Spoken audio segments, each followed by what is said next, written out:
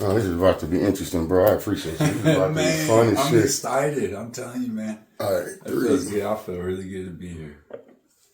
Blessed Woo. to be. I feel blessed to be. Hey, man. Appreciate you, man. All right, let's get started. Hey, what's up, Gwan? Bonjour, famille. It's Bump Jonas, and I'm here with none other than Jeff the Farmer. Yeah, let's fucking go. We're going to insert all kinds of applause and stuff for that. But, man, first of all, I want to welcome you to a series that we're going to call House Calls or In-House. We're going to figure it out, man. But, Jeff, I want to thank you for being here. Appreciate the invite. I appreciate you showing up. But more importantly, man, I want to congratulate you for, as of we record today, May 1st, 2026, this is your 8 years of sobriety, correct? Yes, sir. Yes, sir. 8 years of sobriety today. So I feel very blessed to be here today. I reached out to Bump. I figured it would be a perfect day. We've been talking about doing this for a long time. So I figured today would be the perfect day for it. So I actually brought my coin. I got it this morning. We'll check it out. But I started off my journey in Olathe with this sobriety, and I went to AA for a few years at the beginning. And I had a sponsor that, I got close with at the beginning, and I would go back. I haven't, dealt with AA for a while now. I've been doing some other things, but I would go back to this Olathe group every year on May 1st to get my coin and see my old sponsor. And he passed away last year. And so this year, I'm just going to have a little something at the farm, and I just went and got a coin for it. And this year I'm kind of looking at it as the farm and my sister giving it to me. Nice. Instead of your past sponsor. Instead of my sponsor, yeah. Wow. So in a lot of ways you've transcended, matured, graduated to not the final stage, but to a next stage of sobriety for yourself, man. Yes, for sure. I would say for sure on that. And I kind of just had to make a decision because dude died. That was also a big part of it. And he wouldn't mind me saying his name is JD. He was fucking, man, this guy was amazing. That's okay. Now, if you haven't noticed, we're sparking up. And that was actually some true stoner shit to say. Like, hey, my man died. You know? But if he wouldn't have died, I would have been going there today. So. You know what? There's a bad joke though, man. Shout out to you, Jamie. We're here doing this now. You know what I mean? I want to kind of step back. And I haven't noticed we're sparking up. Jeff the farmer grows bud. He's a farmer of all types. He cultivates people as well. One of the important things I want to mention is that he started with cultivating himself. It started from being cultivated by his family and the people around him. So we're going to get into that story. The sobriety aspect is from alcohol. I want to make that a distinction because some people will say, well, okay, he's showing a sober chip, but he's lighting a blunt. That's your discretion. That's your discernment. But here, for me, obviously for Jeff, we're talking about sobriety from alcohol. Cannabis itself, and we'll get into that, is a medicinal quality and is from nature.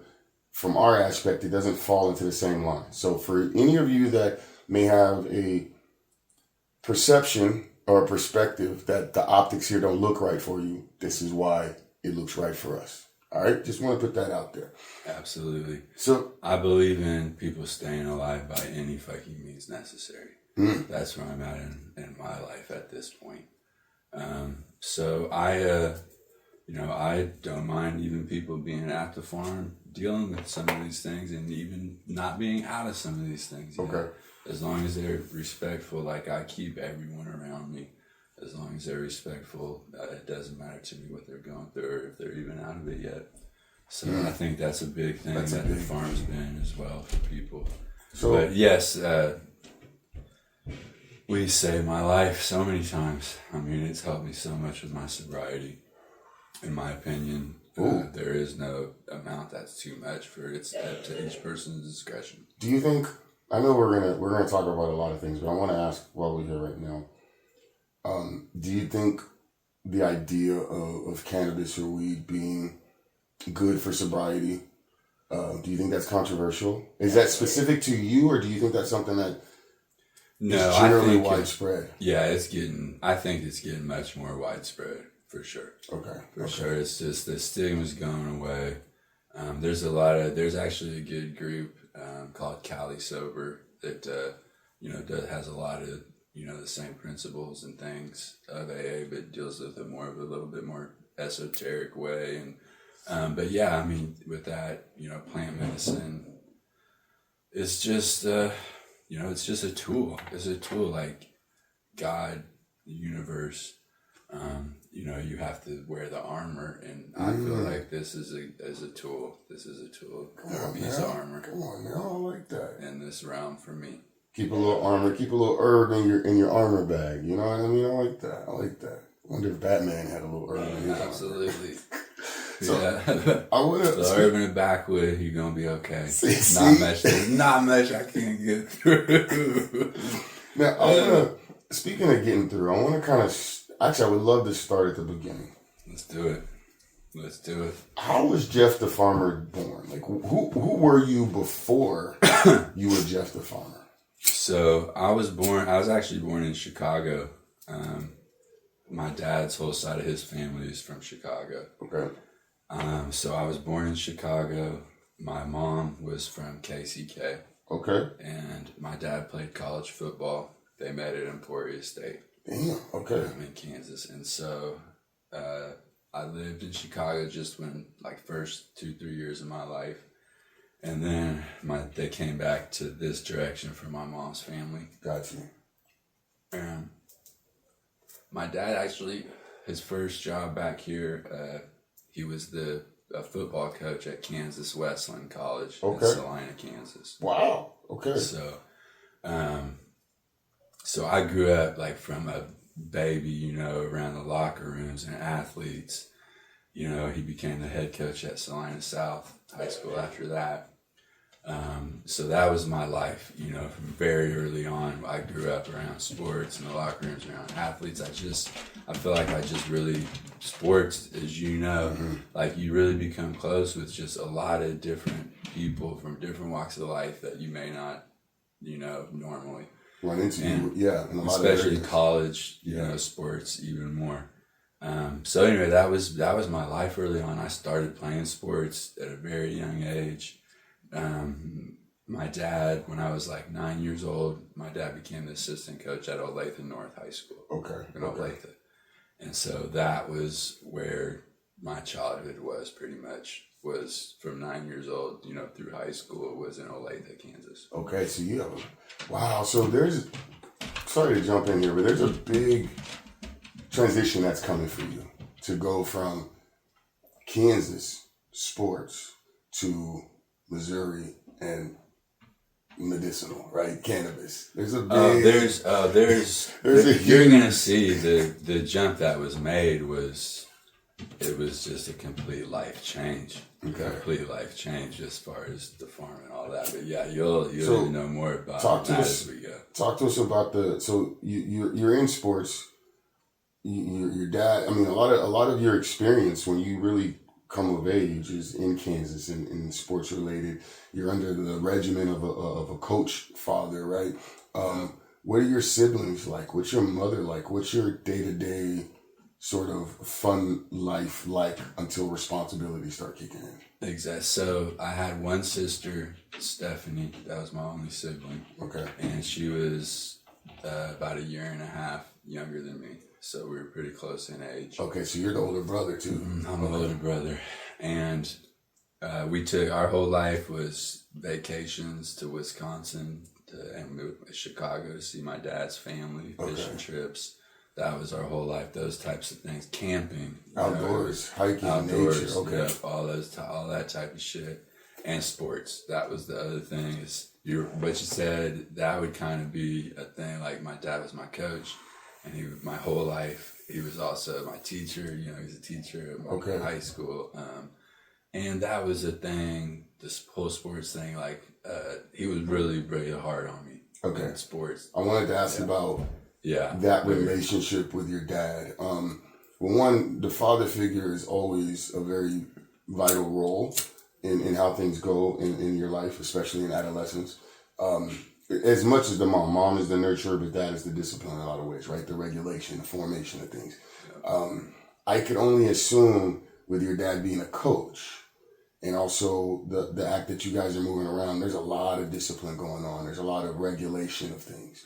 Yes, so, I grew up in an extremely, I would say a very strict household. I don't know if I'd say extreme, but I would say a very strict household, like church 3 times a week. Okay. You know, so church and sports. Yes. Okay. Extremely religious household. And the sports part, you know, me and my dad butted heads extremely bad in that part sometimes. He was a hard-nosed coach. Okay. He was a hard-nosed coach, and he would be the first one to tell you much harder on me than everybody else. Which is expected. That type of thing. Yeah, the coach's kid gets it really bad. That's a whole... That was actually my whole thing when I had a kid, because I coached my son in baseball his whole life as well. That was my whole thing. I told myself I was going to do it the exact opposite because it was done to me. So you're not going to mirror what happened to you. Yes. You're going to do something else. Okay. Yeah, so exactly. Now we're going to get my dad. My dad's in the Kansas Coaches Hall of Fame. My dad okay, so he knows what he's doing. My dad was an amazing football coach. Okay. He was a defensive coordinator. You know, he won. Darren Sproles is a name a lot of people have heard of. My dad coached him at Olathe North, and they won a lot of state championships. And my dad is an amazing coach, and you know, he was an amazing father. So, as far as you know, conflict type of things, that would have been. That's where you guys butted head. Mm-hmm. Yeah, and I can assume some of that's because as a coach, you find yourself being right or knowing the right way, so you're like, do it my way. You know, what was your sport? What was your sport of choice? Baseball was my main one, but I played all 3. I played football, basketball, and baseball all through high school, and I actually could have gone to college for any of the 3. Wow.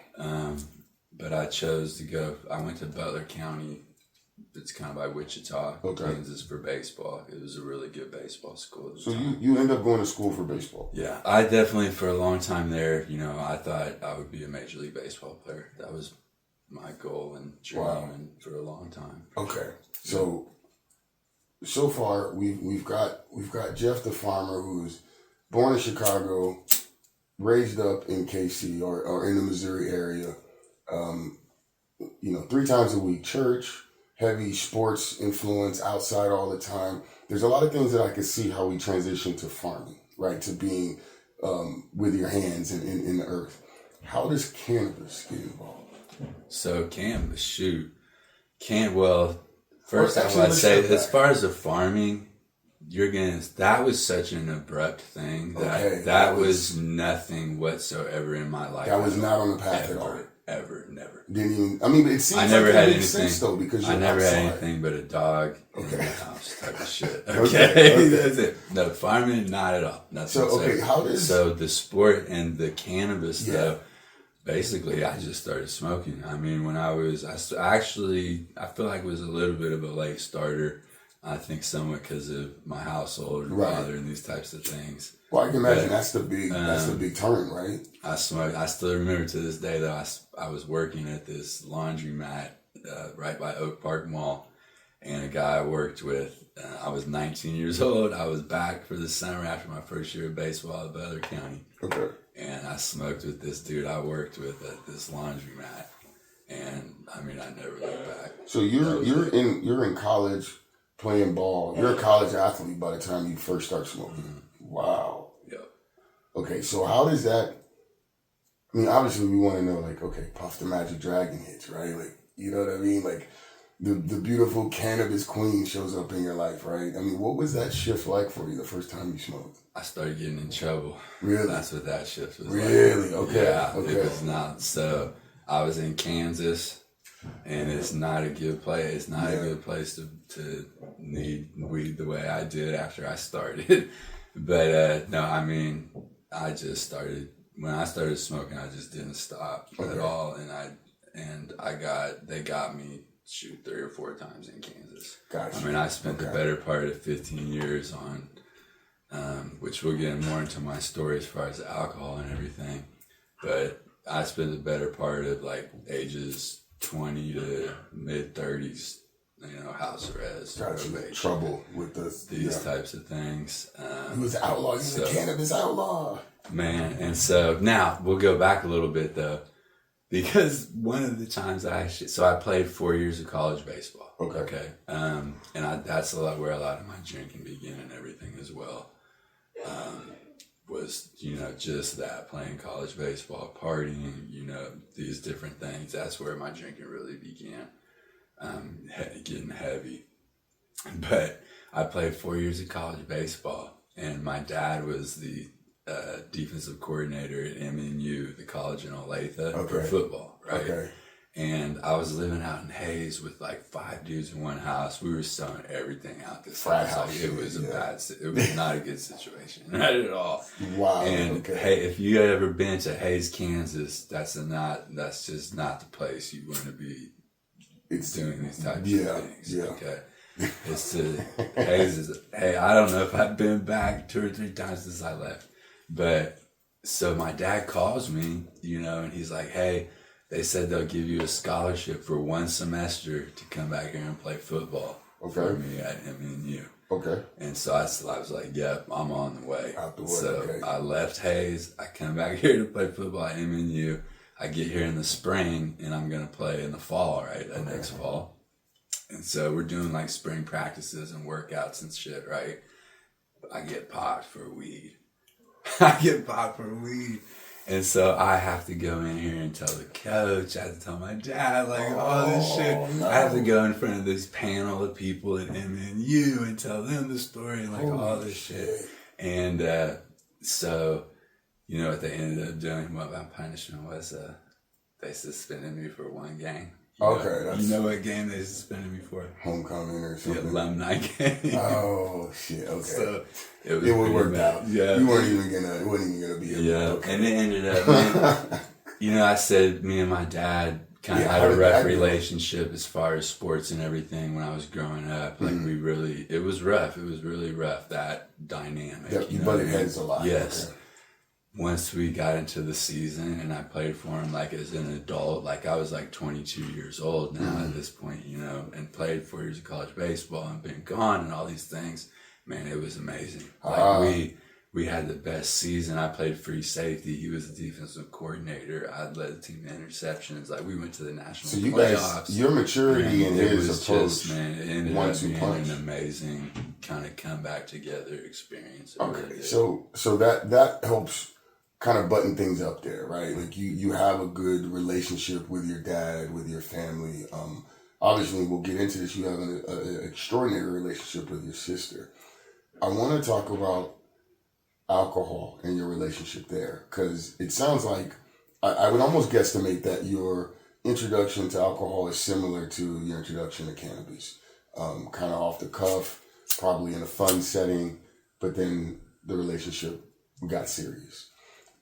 Absolutely. How, we don't need to go through the first rush of the sip of alcohol, but talk to us about how the introduction turns from innocent to insidious.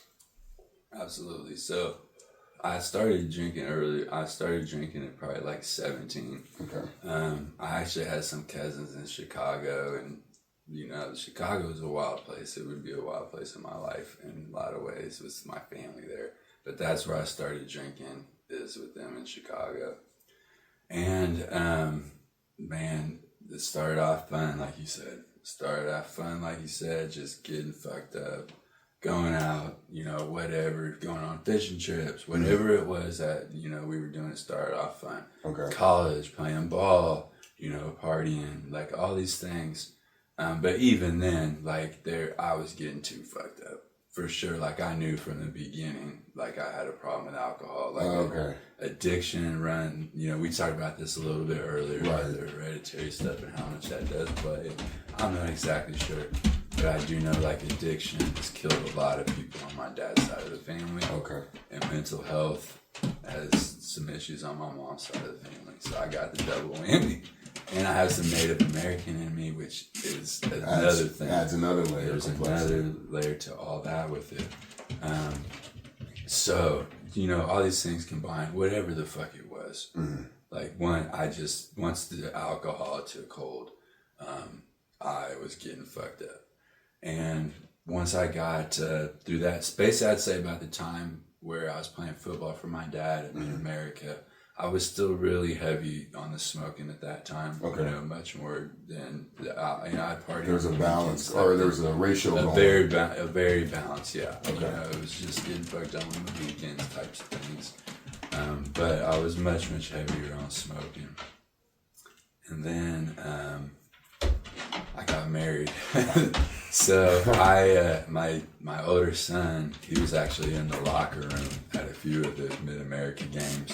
Oh wow, that's how okay. Soon I already had him. Okay. By that time. So you have at 22, 23 or so, there's a big transition that's going on for most people because you're finally like really becoming adult. A lot of the responsibilities, a lot of life choices are starting to reflect and come back. Choices are starting to have to be made. When all of this is going on, you have sports, you have education, you have the hustle, and now you have a child. So entertaining you amongst all of these different things that are happening is your cannabis and your alcohol, keeping you, let's say, level set or getting you through it. Yeah. So absolutely. There's a lot happening there. I always give people kudos through any interview I do, and I want to stop right now and pause and let you know, one, just this bit of the story that we have and knowing the end result, you deserve your flowers. It's important for people to know that, it's good to get flowers before you're gone, but it's also good to know that what you're doing is impactful and deserves enough flowers to keep doing what you're doing. And so to have went through life at an early age with these goals or this path in mind, and to have such a big shift to where you're celebrating sobriety, you're obviously past 40, right? And so you've got a lot of life that you lived, and to still be in a position to turn your life around, to be a positive influence to your family, but also to your community. Those kind of things deserve flowers. So thank you for what you do and how you're doing it, man. Thank you, man. Keep doing it. I appreciate it so much because I thank you. I was telling you earlier, like today was just the right day to do this because I just have such a humble feeling in my chest today, and I just am so fucking thankful to be alive today. Mm-hmm. I'm so fucking thankful to still be here, to still be able to spend time with my kids and be so close with my sons. After all this shit that we're about to get into, you'll see why I'm so fucking thankful that I do still have the relationship I have with my sons and everything, especially so. So let's kind of get into it. I wanna get into Shady Frase Farm. What ends up being like? What's the origin story behind it, and what's the big? For me, we know that you're now into alcohol. We know that obviously celebrating sobriety is a big thing for you. So what is the turn? What is it that causes alcohol to get so far? What takes you so far down that rabbit hole that you're like, rock bottom is here and I need to figure this shit out? Yep. So, like I said, I had my son already, during that football season. Mm-hmm. By the next year, I had got married and had another son on the way. Okay, so 2 kids now. At the same time, I started a job working at UPS, the early morning shift. I was like 3:30 to 9 a.m. Mm-hmm. I would come home and watch my kids during the day. Okay. And then I would go coach high school, baseball, football. I did both of them as well during that whole time. But right around that time period is when it made the shift for me in the alcohol. Okay. So I don't know if it was just, for me, it got very physically addicting. Okay. So, in the sense that you needed to have it? Yeah, I needed to have it to function. Okay. So, there was a point there at the beginning, when I was coaching UPS, kids during the day, all these things.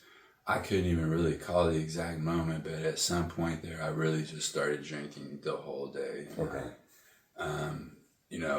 That's how, when I got home from UPS to watch the kids during the day, I drank. Before I went to practice, I drank.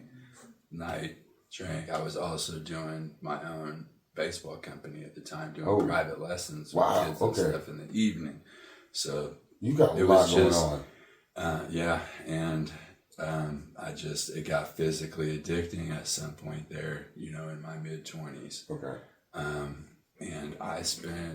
there was a good long time where I didn't take a sober breath. Wow. I did not take a sober breath. It was from the time I woke up in the morning, till night, and then it would go in cycles. So I'd take it to the point where I was just getting so sick, that I could barely function anymore. Right. And I'd quit anywhere from a week to a couple of months till I started feeling Get yourself better. And then it'd be the cycle all over Like, again. I'm good again, let's go back. Almost like you were treating yourself like, hey, it'd just be the cycle all over again. And I did that for 15 years. I drank a fifth and a half a day for 15 years. 15 years. My thing was pints at a time. And I drank a pint in the morning. I drank another one before I went to the practices or whatever. And I drank another one at night.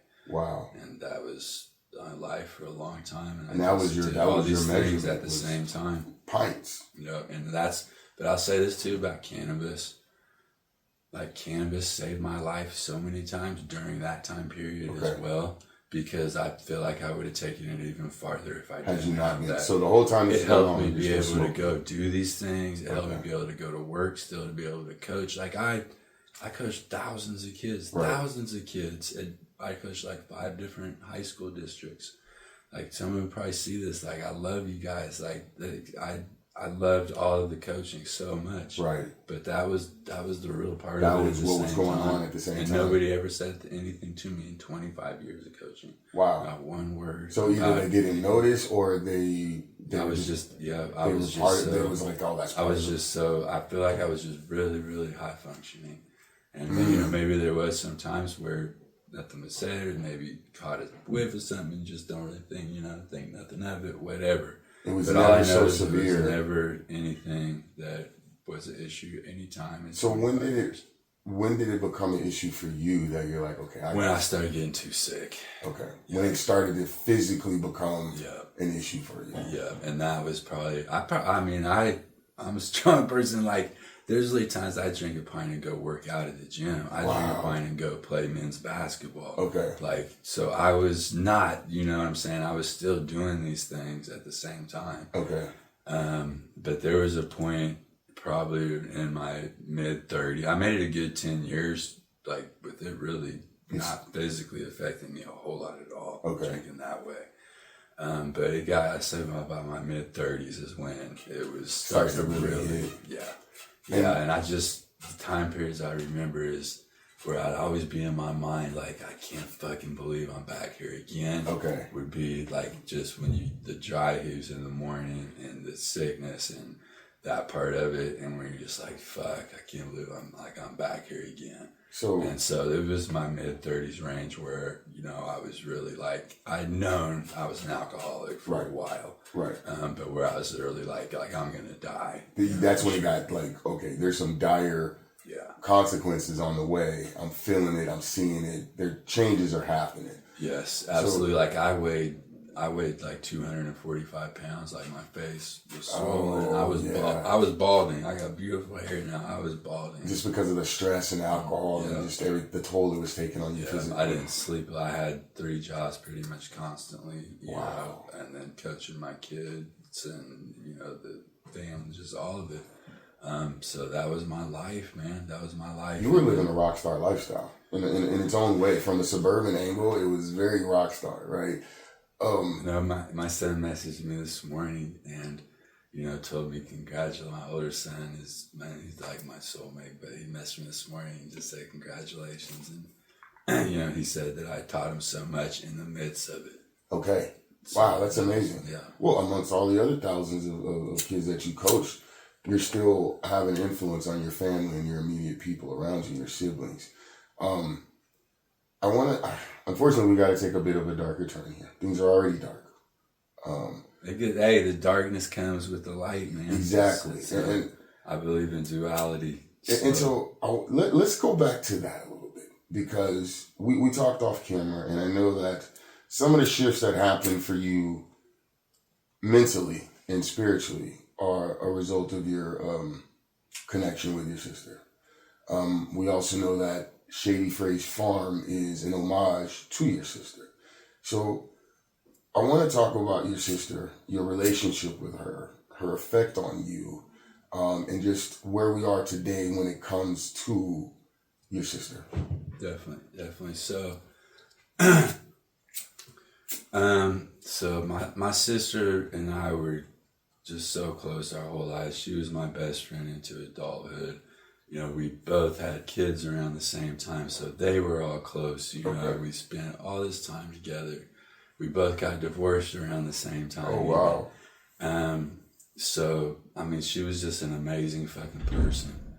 But in her mid-30s, she started dealing with paranoid schizophrenia.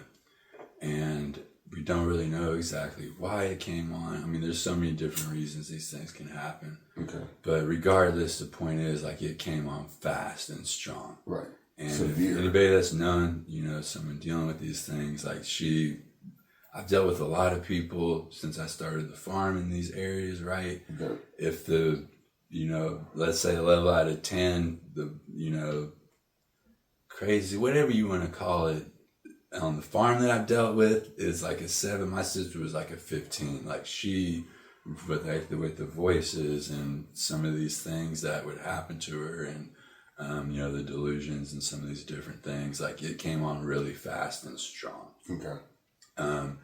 And so that was in probably around 2016, 2017 range.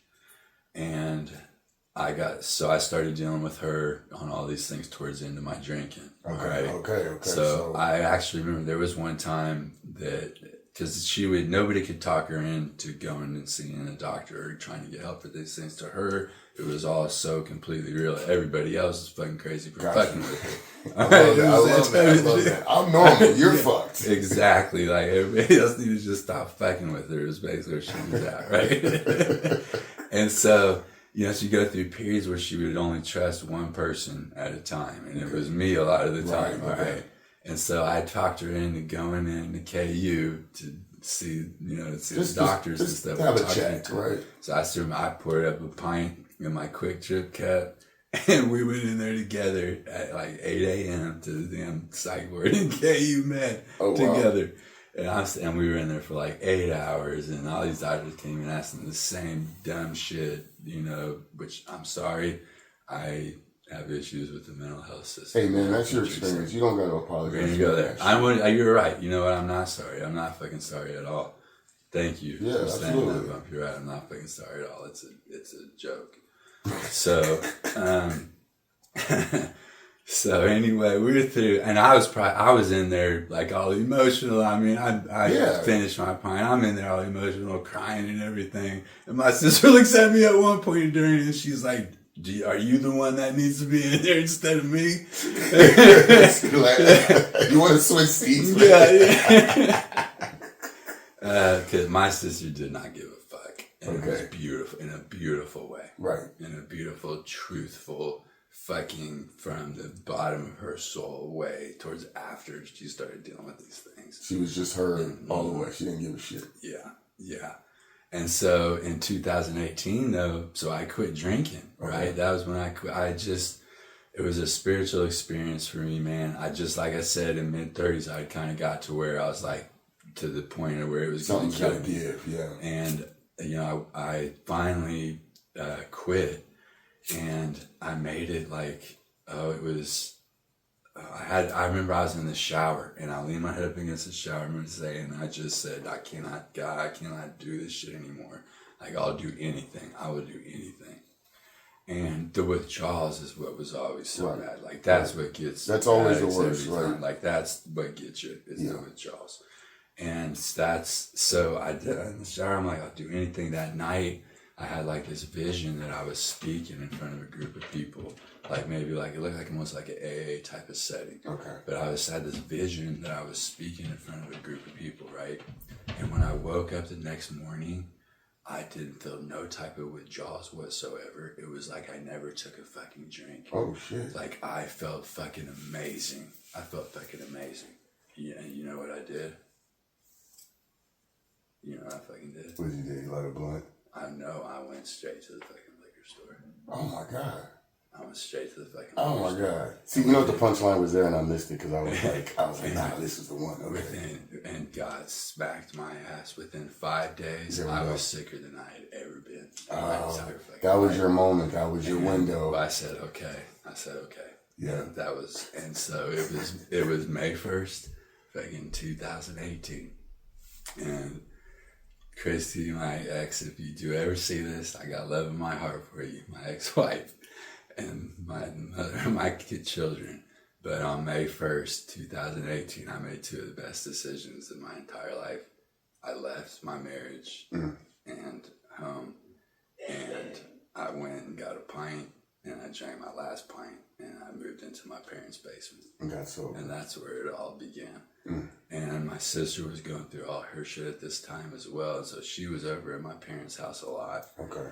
And man, I give my sister credit for saving my life at the beginning, because I was dealing with so much stuff with her, and I was so involved in all these things that were going on with her that, man, I didn't even, like, that was you didn't have time to think about your own shit. Yeah. And me and her smoked a lot together, and we just had the deepest talks together, and just going through all that shit with her at the beginning was just a huge fucking help for me. So I really give her credit for saving my life, that the first couple of years. She kept you stable as you're moving through, and then it transitioned. And I did start AA at the beginning there as well. Now, you transitioned essentially into being not her caretaker, but definitely her support system as she starts to go through the mental health crisis, right? Yes, exactly. And she lived with me for a while during that time period. Oh, wow. We worked at the same job for a while during that time period at a company called Select Quote. Okay. So she would kind of come in and out, and like she'd go through time periods where she would get a lot better. And, it was over about a 5 or 6 year range, this whole thing. So this is a long period of time of experience. It seems so fucking fast at the time that we was going through it. Right. But yeah, like, it was a process, and, she would come in and out, and get better. And so we're going through all these things together. And she actually, had been working at that company. I said, Select Quote, we worked at together. This was kind of the last run towards the end. Okay. Where she got a lot better. And she was doing really good. She was one of the top salespeople. She had a house. She had got her own home that she was renting and living in, where she was having her kids and stuff. And she was really doing well. And then it just went the other way. And it's kind of, it was patterns to where I could start seeing it happening. And it was where, like, we had this job on the phones, was the job. And it was all of a sudden, everybody had the same name. Like, all the calls coming in, they keep sending me calls with the same person's name. Right. So there's signs like. So it started. Yeah, it was patterns that it would kind of start with her and stuff, and then it just kind of, that was the last run, and where she never got better again. Damn. So that obviously has a dark turn in itself. And we don't necessarily need to go into that. We don't need you to rehash that pain. I don't have a problem. I think we should. I talk about it every time I can, because it's real, and I have no problem talking about it. Okay. And I just think it's one of those things that you should talk about, because a lot of people have dealt with these things and nobody does talk about it. Right. Family don't even talk about it. Like, that's the thing about the suicide is, and when people die from suicide or addiction, like, it's exactly what you said. It's too fucking hard to talk about. Right. And so even with my own family, like, people don't talk about it much anymore. And you have that effect. You have the effects of addiction and mental health, which ultimately is like the soft way of saying suicide, on both sides of your family. So let's just hit at the meat of it, right? At some point, things start to turn for the worse for your sister. So, and I'll say that too about my own mental health journey. My mental health battle began with the day I got sober. Okay. So before that, I I was numbed out on that. I was You didn't great. even know. Yes. Anything Okay. about it, That okay. was the day my mental health bad, and I started to understand. And Okay. so, So as she's going through all this, I'm kind of starting to go through some of these mental health things as well. And, you know, I would consider what I have manic depression. okay. But like I said, she had the job, and that was kind of the last time that she was doing well. And then it started taking a turn for the worse. And she, in 2020, she got taken down. Like, my sister didn't fuck with the police at all. Okay. Like, she's liable to shove them, scream in their face. Like, it could be anything. And so there was a time there towards the end where, like, she got taken down by, like, 6 cops. Damn. Like, lost her shit. Okay. She got put involuntary into Osawatomie, a mental health facility. Okay. So this was the first time she was actually in a place, you know what I'm saying? And so for all of us as a family and everything, we were kind of like felt good about it. Like, we're okay, she's finally somewhere. Some help. Yes, she's finally somewhere where she can't just leave, because she would never go anywhere voluntary, because we were the ones that could have fucking with her. Which now looking back, we should have. And I'm gonna say that right there. We should have stopped fucking with her. I'm gonna say that right. Should have stopped fucking with her. We should not. We just should let not her have been be. fucking with her. Yeah. Just let her be. And that's a little dark or whatever. No. But I'll say that now. We should have stopped fucking with her in a lot of fucking ways. There's realization. It's a realization of, okay, this is what it was. I wanna have you take us through. Ultimately, she takes her life. You're watching that descent. You're also realizing that you have your own struggle that's coming on. I want you to take us through how you're navigating that, and also because this ends up becoming the activation of Shady Frase Farms. Yeah. So I want to. Let's just say like the day Shady Frase Farm really began. I mean, like I said, she got taken into the mental health facility. At that point, she got put on a medication that made her suicidal. Okay. So the whole time through this journey, she did all these crazy things and put herself in a lot of dangerous situations. Right. But she was never suicidal. So at that point, whatever medication they put her on made her feel that way. And she told the counselors that it was making her feel that way. She told some other people that it was making her feel that way. Okay. They did not get it fixed. Okay. So, and this is real shit. And so, I tell this story because it's a real thing that happened. 2 weeks later, she went into her ex-husband's house. Her 17-year-old son was there. She gave him a hug.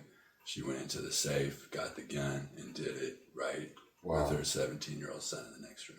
Oh, wow. So that's how unexpected of a thing it was. Right. Okay, there was no warm, it wasn't one of them things where anybody was like, okay, she might kill herself along this whole journey. That was never anything anybody thought. Right. So that's how abrupt. 180, a surprise, severe. Yes, that's how abrupt and traumatic of a situation that it was, is why I tell that story. For you, the story happens. You've been there to support her along the way. How does this not turn you back to alcohol? Because you had just quit. I'm glad you asked that. That's such a fucking great question, but for real, because I still remember it so fucking clear to this day. It was the day she did it, and I was sitting in the room in my parents' house upstairs, my old room, leaning against the wall on the floor. And in my mind, I thought for a second, I was like, I can't do this. This is a great time. I got to kill this. I'm going to get fucked up. I have to. And I remember thinking in my mind, I was like, there's just, like, I felt like there wasn't enough alcohol on this fucking earth to even touch, like, what I was feeling. Right. And I just said, there's just no fucking point in There's it. nothing. And that was that moment, and that was the last moment. So I never felt like that again. Is it, and this might be dark. We're already dark. Is it safe to say, though, that your sister's death solidified your sobriety? Yeah, I think for sure. Yeah, I know. I understand what you're saying. And I don't think that's necessarily dark because things like that are the triggers that bring people back so many times. Okay. So, yeah, absolutely 1000%. I don't, and not to say I won't ever do it again, but like what else? What's the point? What else could there possibly be that would make me do it? You know what I mean? And so, yeah, I fucking think that is for sure true. So, but that moment was, in a way, the death of Coach Frase and the birth Jeff, of the brother, okay. And like these different things. And it was the birth of Jeff the farmer, and who I'd be like this sober Jeff, and like the sober father, and all these different things. So yeah, so I mean, there's not much more to tell on that part of the story. So I mean, yeah, I feel like it's a good time to get into what the fuck it became. And that's exactly where we want to go with this now, right? So Jeff the farmer is born. Shady Frase Farm, then, as I take it, was not around when the dark part was happening. You get to Shady Frase after everything happens. Yes, muchly. So after my sister passed, at that time I was living at my uncle's house in KCK. Okay. And she had been living there with me, like I was saying, off and on. My son was living there with me. Okay. At the time of her passing. And we had to get out of there. My uncle was going to start renting out the house and stuff. And so I needed to leave. Right. So I started looking for a house at that point. And my ex-girlfriend of mine, my real estate agent, she had grown up, down in the city. And so that was just one of the areas we looked at, right? Okay. And so this is the first great story about some supernatural shit that started happening after my sister passed, all right? Okay. There's other shit going on out there. I fucking promise everyone that. That's one other thing that I've learned at this point, is there's some other shit going on that we can't see. Okay. But it reveals itself in ways. I love it. Okay. So I'm looking for a house, right? There's a app, the Home Snap, is the one that I would go on each day to look for the homes, know. So there was this home on Bales in the 50s, right? And it kept coming up on Home Snap. I thought it looked good, but it looked like it had kind of a small backyard and everything. Mm-hmm. And so anyway, I started Snapchatting my sister after she passed. I'd send her Snapchat still, right? And so, for signs or whatnot. Right. So I couldn't find a house, so I sent her a Snapchat. I'm like, Steph, I was like, we gotta get out of Uncle Jim's house. Like, I gotta find, you guys don't show me a sign. Right. So next fucking morning, I get on the Home Snap app again. It's the same fucking house, right? This time I look down through it. There's a link at the bottom of it, and it's a drone video that goes back past the house through the whole rest of the property, now the trails and everything. So I saw the whole thing. That's what it was, and I was fucking on it after that. Like, that was it, over. So I got the house, and I moved into the house April of 2021. Okay. In the 50s on Bales. So it's a residence. How does it go from a residence to obviously Shady Frase Farm? And I want to get into that, really, all of the different aspects of the farm and what you do there, from not just growing. There's actual farming there, not just cannabis, but also there's help. There's therapy going on. There's community happening, counseling, motivational speaking. So how does that come to be? Was that intentional, or did it? No, that's what I was getting. You read my mind, because I literally just jumped off the fucking cliff. Like, I'm a person that jumps off the fucking cliff and learns to fly on the way down, type of shit. Okay. So April 2020, I moved into the house. My sister, I knew I wanted to do something for my sister. I just had no idea what, though. At that point, I myself was in a position where I didn't really give a fuck if I lived or died. Like, I was on the edge at that point in my life as well. So there's some darkness going on. Yes, I was there. Sober but dark. Exactly. And So I moved into the home in April. Mother's Day, this was really the turning point. Mother's Day of 2021, I planted a willow tree with my sister's ashes in the back where in what would eventually become the farm. So that was really the turning point. And I feel like when I planted that tree with her ashes, like something supernatural happened. Okay. For sure. Like I've had people tell me they've talked to her. I've had people tell me they felt a presence back there. I've had a lot of people tell me a lot of different things. Okay. And then it was a couple weeks after I planted that tree that I had the idea for the farm. And I called it Shady Frase Farm because that was her nickname. That was her social media handle. If you go to her Shady Frase Instagram, it's my sister's Instagram still. Right, it's still there. Yeah, it's still there. So that's why I called it Shady Frase Farm. And as far as everything after that, like it was just whatever it was a fucking roller coaster ride that I could never fucking explain in a million years, but the book's kind of fucking coming soon. Okay. We're gonna tell this story, but it was a fucking insane roller coaster ride. After I started the farm, I started telling the story. Like I had a friend from high school that came out and said, you should make a cannabis friendly event space, open smoking, hangout type of thing. So that's kind of where it first began as far as anybody knowing about the farm. We just said, fuck it, we're going to do a little event. That was kind of the very first just come thing. Hang out. But as far as the farm itself, and the animals, my sister would do some wild shit. Like toward the last 5 years, And there was one Thanksgiving, she showed up to Thanksgiving dinner with a potbelly pig and a baby stroller. Oh, wow. Okay. And she, wild shit indeed. Okay. And so she had this pig living in her one-bedroom apartment with her and stuff, and it got big. And there was one night me and my son were over there smoking, and this pig just takes a giant piss in its little pen in there. And I was like, son, this motherfucking pig needs to be on a farm somewhere. And so I think I started with pigs. There you go. So we went and we built the whole farm off like Craigslist, a marketplace. There was four men built this farm together.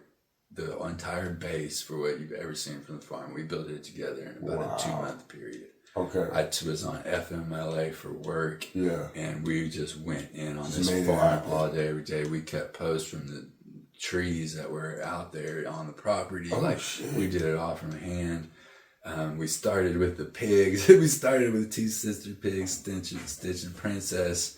Then I went to go get Kevin Bacon, my other pig. And I would always tell people the story about my sister and the starting of the farm, as I'd go do these different things, right? And it was just like people were so fucking amazing along the way about just either giving me animals or, giving me a deal on the animals or just all these different things. They wanted to see you succeed. Yeah, man, so fucking much. And so when I went to get Kevin Bacon, Deshaun, my neighbor, one of the 4 of us that built the farm, he's found this goat that he liked. And I had $180 on me, and that's what Kevin Bacon was supposed to cost, right? Right, But I'd been telling this lady the stories. We were walking around the farm and everything. And I think maybe she heard me tell Deshaun what I had, and so I said, how much for Kevin and the goat both? And she was like, $180 for both of them. And so I come home from that with the goat. So I'm like, and so then we decide, we got to get females to go with them. So I get a female goat. Man, they had a baby. I ended up having 6 litters of potbelly pigs. Wow. Along the way that I adopted out. I got pigs from the farm all over the state of Missouri. And now all of this is happening in the 50s, mind you. Yes. Oh, yeah. And all this is happening in the 50s as well. So there's all that shit going on as well. The block shit and all that shit as well. And that's another, I think it's kind of a fucking awesome thing that I didn't really give a fuck if I lived or died when I first moved into this home. Because I just dealt with people in situations and went into, things with a mindset that I just think I needed at the time. Yeah. And I just formed a lot of really good and fucking important relationships. And man, and when I started the farm, started telling the story, people dealing with the mental health and suicide and addiction just started showing up. Okay. And so that's how that all started. So that that wasn't even the original spin. Yes, that's how that all started. Like I had people come to the farm in that first year that literally said they was going to kill themselves that day, and they came to the farm instead. Okay. Type of shit was going on. And so like all those energies though, and like, man, it was so many just fucking amazing stories of recovery. And, that's one thing I feel so fucking proud of is, out of the hundreds of people that came through the farm and I dealt with these things, like I didn't lose one, I'll say the farm. Mm-hmm. The farm is my sister's. The farm is not mine. Okay. The farm is not just the farmers. The farm is my sister's. Okay. But, I'll say that is one of the things that I'm absolutely the most proud of is that the farm did not lose one person to suicide or overdose. Right. Addiction. It helped people the entire time. That's beautiful. And, not everybody stayed sober by any means. You know what I'm saying? Not everybody stayed on it. Exactly. Yeah. But, not one person lost to that in the 4 years. That's beautiful. It was really going with the farm. So I feel really fucking proud of that, man. So where are we at now with the farm? What's coming up next? So so we'll go. Like you said, the farm's in the 50s. So I started I would say the farm's beginning was around August of 2021. Okay. I had an event, which you were at one of the first ever events I had at the farm. Came on and kicked it. So that's amazing.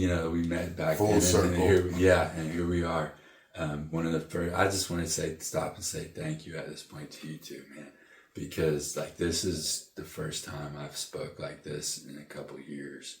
Thank you, appreciate that. And I'm thankful that we came full circle, and it's you and it's today. Fuck yeah, man. Appreciate you, man. Thank you. So I go through this whole journey and everything, and it was about late 2023 range.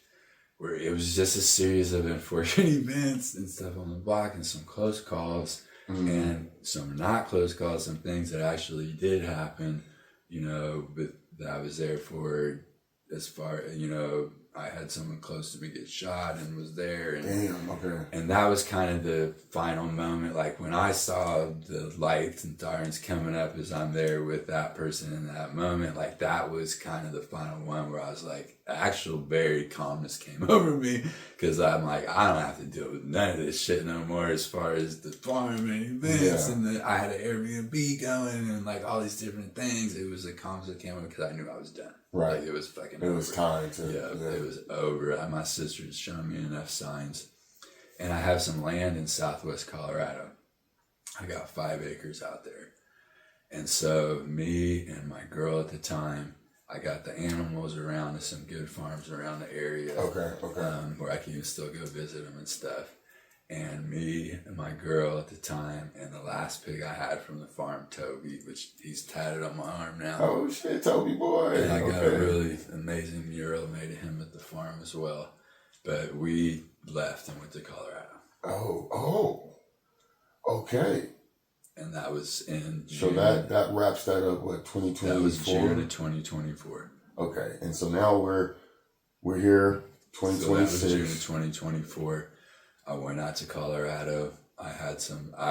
To be completely all the way real, like I was done. Right. I had the contract to sell the home, right? Like all these things, and it ended up falling through. And at the time, I remember I was angry. Like I was kind of pissed at the time that the whole thing went down the way it did, like all this shit, right? Right. But now I understand. Supernatural. Yeah. Now I understand. Like my sister was not far from done yet. So I'm in Colorado. I was out there for about 8 months total, and had Toby living in an apartment with me out there. Everything. Like Toby was the most amazing pig ever. Like we took him everywhere. Okay. So many people saw a pig that had never seen one before. Emotional support pig. He was like he had his card. He was. Yeah. We made him one so that they could not stop you from staying in an apartment with him. Okay. Yeah, he was my girl's emotional support animal. So I'm out there this whole time, right? Things kind of go, little south of the relationships. I'm missing my kids back here. Okay. Just whatever things that happen in life. So I come back here in November of 2024. Okay. And I moved back in with my parents in Olathe for a while because I had somebody renting a farmhouse. Got you. Okay. And they were moving out in March. And so basically in April of 2025, I moved back into the farmhouse. So a year ago. The farm. So just a little over a year ago. The farm is back. Yep. In operation of sorts, or not even back, close. Back the residence is back. Right? Yeah, the I'm back at back. the farm, and the people I had renting it, they did a good job. They took care of the house, like all that very stuff. But they were older. I don't even know that they even went back behind that fence. Right. So there's aspects that they don't even know. Yeah, exactly. Like they just didn't even go back there. So when I moved back in April of 2025, it was definitely, it was a restart. It was definitely a re-beginning for me. And it definitely in a different mind state. Okay. The first part of it was such a fucking insane roller coaster ride and scramble and just really just trying to stay alive myself. Right. And all the, my motto from the beginning for the farm was just fucking stay alive. Okay. By any means necessary. And that's what I told everybody. Like, whatever it takes, just fucking stay alive. Right. Like, I'm a firm believer that sometimes addiction might be what the fuck you need to stay alive at the time. To keep you from fucking killing yourself. Right. It might be what you fucking need at the time.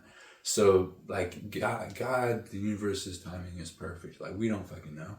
Like, a whole entire other way to look at it. Like, what if every decision you've ever made was the right fucking decision? For that time, for that situation, to get you to where you are. You're still fucking alive, aren't you? Right.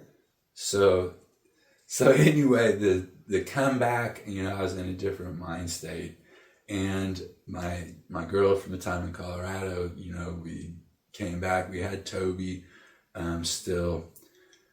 So anyway, I'm back at the farm. I got Toby. We're starting again, right? I still was not planning on fucking with any of the mental health, working with people, any of these things necessarily. I was just moved back in. Okay, so you're just like, man, I'm just we're just staying back. alive. I'm keeping back. the house. Yeah, I'm working. I work from home. Okay. So all that.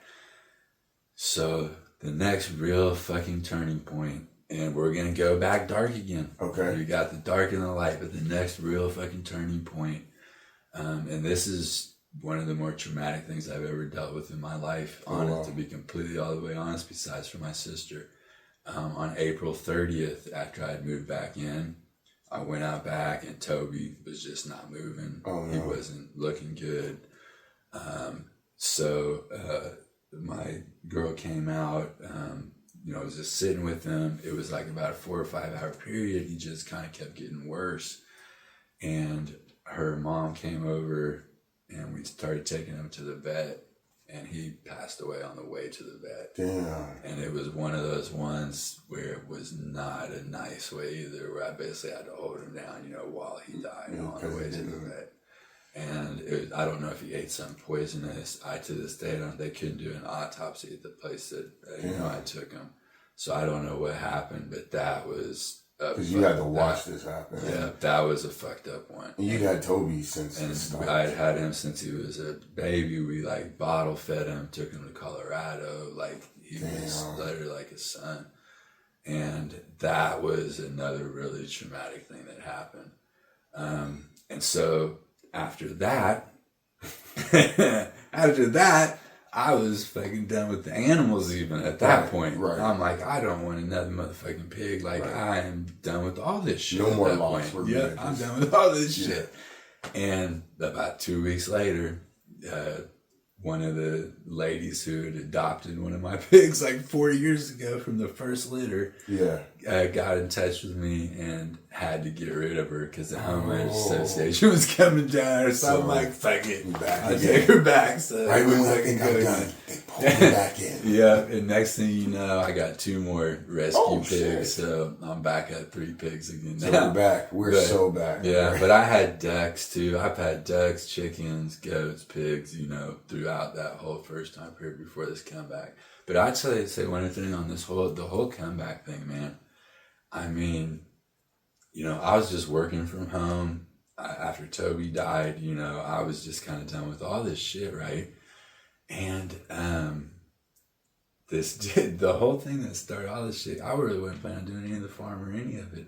And because I always give him credit, so he knows I'm going to say it, but J Rod TNT, I don't know if you know him from the group TNT, right? Yep. So I'm sitting there just working, a job from home one day, and he sends me a friend request on Facebook. And so I kind of started looking at his stuff, right, and I sent him a message, and him and another guy from the group, Sean, ended up coming out to the farm. Mm-hmm. And so I tell the story, I walk around the farm, I tell the story again, you know what I mean? I'm starting to talk about my sister again. I started feeling that feeling in my chest a little bit again. Mm-hmm.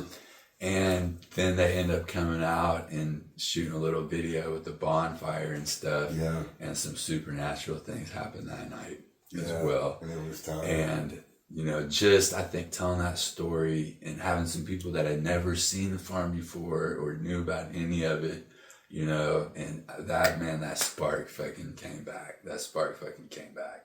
And shortly after that, I went and spoke at the normal NRML, legalization organization for perfect. marijuana. I went and spoke at their 10-year reunion event, and I just started getting back into it. And I've been just fucking working hard on getting the farm back together, and I'm gonna start recovery meetings again. Oh, wow. I'm gonna start doing open recovery meetings again. So the farm is about to made be that decision. Back in full swing. Yeah. We're not fucking, it's back like I never left. So, I love it. I fucking love it.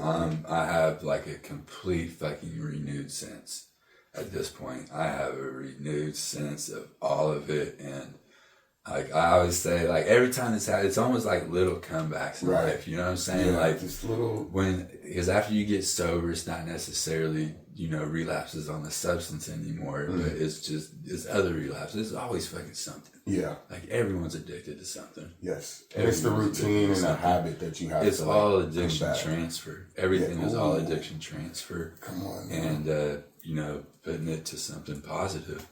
And we were talking about that earlier, about like that spot I was in when I started the farm where I just really didn't give a fuck, you know?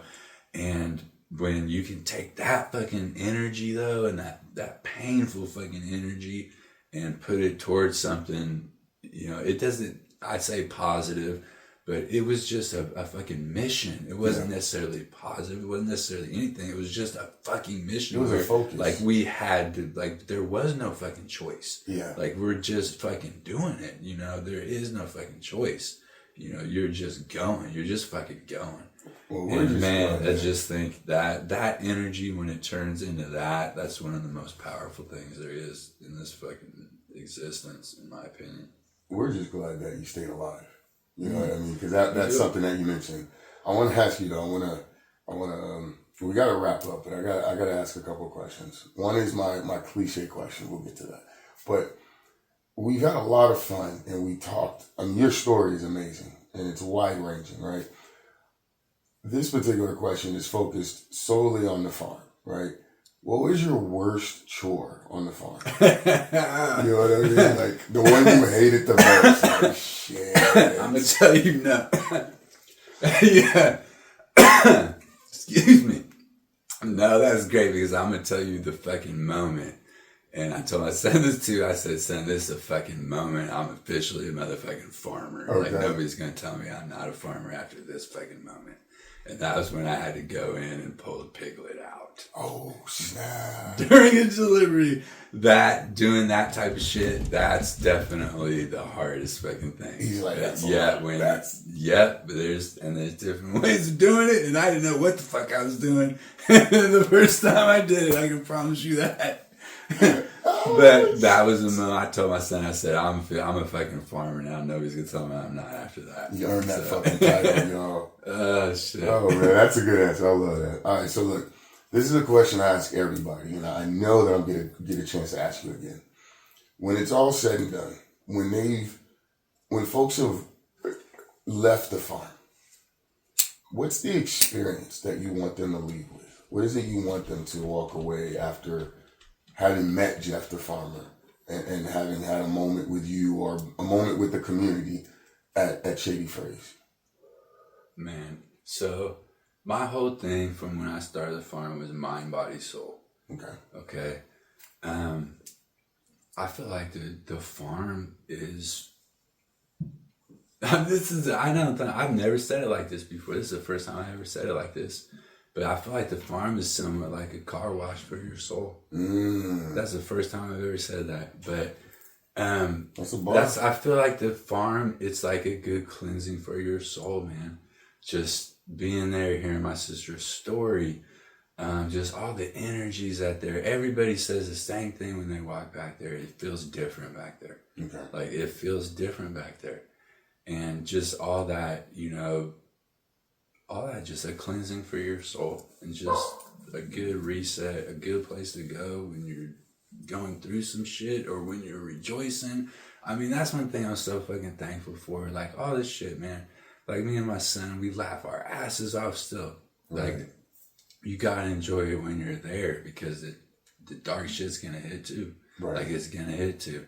You're not gonna stay there. The dark shit's gonna hit too. So when I'm there, I fucking enjoy the shit. Like, I've lived a much more fucking reckless life sober than I ever did. Much more fucking reckless life sober. He said he was calmer when he was lit. But, like, yeah. So I enjoy this fucking life. I enjoy this fucking life. Well, man, nobody's gonna tell me I did not live this life. I have enjoyed this conversation. We're gonna definitely spin the block. We're gonna bring you back. We gotta have another conversation. All I can say is it's been empowering. It's been I'm trying to use another E word, but I don't have one. It's been energizing. It's been really fucking dope to have this conversation. To share a blunt with you. I thoroughly enjoyed it. I appreciate you having me on so fucking much, man. Nah, man, this was the perfect start to do it again. Perfect place. Yeah. Perfect place to come back and do it again. Your story needs to be told. Your sister's story needs to be told. The legacy, the service of Shady Frase and the history of the community and the people that it's affected and continues to affect. So we're glad that it's back. We're happy for what it did do, and we're looking forward to what it's going to do, what you're going to do. But you did say earlier on that, Shady Frase is not, the farm isn't yours, it's your sister's. So shout out to that willow tree, right? And I hope it's still there. Hope it still continue to make a difference. With that, I do got to get us up out of here. It's Bump Jonas. You mind if I play a couple quick things real quick? No, that's what I'm saying. Go. Before I do it, yeah. I planted a tree with Toby's ashes now too. No shit. We about to get real spooky in this motherfucker. Yeah, let's go. I planted an apple tree with Toby's ashes too. So, but no, if anybody wants to reach out to me, find me. I got Jeff the Farmer 7 Instagram. I got Shady Frase Farm Sanctuary Instagram. Jeff the Farmer on Facebook. Reach out to me. We got an awesome Mother's Day event coming up where you can come out and plant flowers in honor of a loved one. So check me out on all the socials. If anybody going through some shit, feel free to reach out to me anytime. Like during this journey, I've dealt with, thousands of people that I'll never see. Mm-hmm. Through the social media stuff. So it does have it, it's really positive. It has its effect, yeah. And so, yeah, anybody wants to reach out to me about anything, feel free on any of those avenues. So you heard the man. Bump Jonas here with none other than Jeff the Farmer. We just had a dope ass house call. Sprinkle some salt, man. As I always say, love yourself like you try to love the world. Do something to earn your place in the world this week. And just be some dope motherfuckers. Y'all have a good one. Peace. Man, that was fire. Bro, I was at a point there where I was so into that.